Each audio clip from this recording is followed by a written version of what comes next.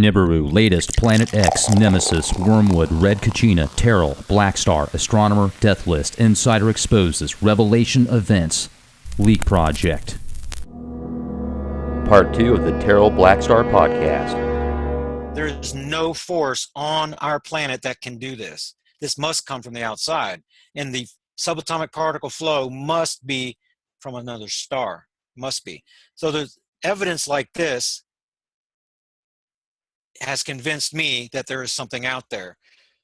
There's no way that the elite is going to get out there in a spaceship and send and turn on the turbo blasters and cause our magnetosphere to turn around like this. And then to use this evidence and then see Earth in the similar position in 4 years. It's funny you mentioned that 4 years because Mars is in the right position every 4 years too, to have its dust storms just like it did as we predicted with the magnetosphere doing this. So as long as there's evidence that's like this, the seismic pattern, the historical precedent, I mean, just those three things is enough evidence for me.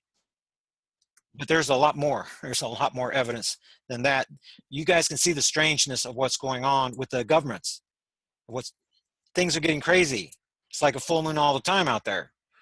This is the reason why. So this is an explanation. There's where the Bioshock is supposed to be, and there's what it is. So all this information is amazing, and I want you to make, I know it's hard, and I know that you don't know, and nobody knows, and I appreciate that you have, the ability to not make, exact predictions because it's very difficult, but does the Earth have over or under 5 years before under for sure. So you're saying 100% less than 5 years? Absolutely. This thing moved 12 degrees left in the orbit diagram. It has to be very close to do that. An object that's very, very far away that's coming towards us is going to be in the same constellation for a long time. When it starts moving through constellations, moving left this quickly, prograde fashion, then time is short. Now, the fact that it made that 3-degree move last year, then if we divided that by what's left over, it would give us 3.5 years from right now. So that's a possibility. But well, when do you think? I just have to go by the data. I'm following the science. I'm not creating dates. I'm following the science and building the predictive model. Go ahead. Right. So, but when do you think, in your opinion, and obviously, again, this is just your opinion, but when do you think we will start seeing movement from, higher, quote unquote, ruling elite powers, the Bilderbergs, the Rothschilds, the Illuminati, whatever, that will indicate that it's impending? I don't think you're going to have that opportunity because their fail-safe, before they make their move, their fail-safe is going to be implemented. And that's when you're going to hear contagion. That's when you're going to see really, there's going to be quarantine. You're not going to be able to drive like you want to and move around places that you want to.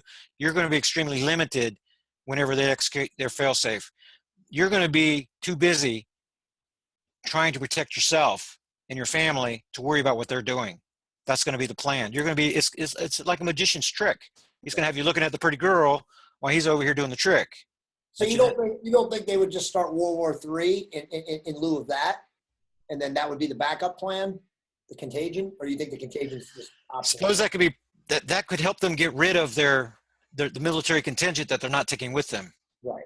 Because the worst thing that happens is you emerge and then there's a large military contingent that you didn't take care of, and now you got to fight them after you come out of your hole in the ground.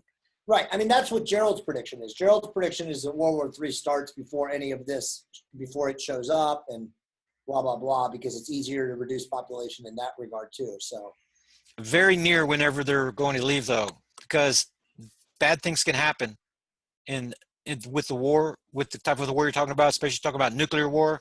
So they're going to want to limit their threat. So you're going to be occupied just like the magic trick. They'll occupy you, and then they're going to be heading for the hills. I don't think you're going to ever see them. You're not ever going to be able to see them leave. These people are too smart. But I guess my last question, and Rex, you can get the last word here, is I guess I still just don't see, I know you're a survivalist. I know that, the elites plan on going into their underground cities. If the world is destabilized, again, climactically, it's not a breathable air. The atmosphere is, contaminated for decades after. Are they planning on living underground forever? It doesn't make any sense. That's because you're creating a more dramatic scenario than the way that it's going to be.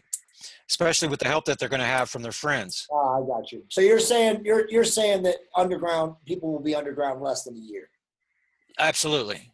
6 months. I figure for a year, but likely it's going to be less than that. In the evenings, you're going to be able to come out more. And that's at least what I'm counting on with my survival situation, my survival scenario, to be able to do your foraging, hunting, gathering, Right. traps, things like that. But I don't think you're going to be wanting to run around in the daytime. Now, Mad Max is going to be a big threat later in the timeline. People that are not prepared, people that are living hand to mouth, those are going to be your biggest threats. Right.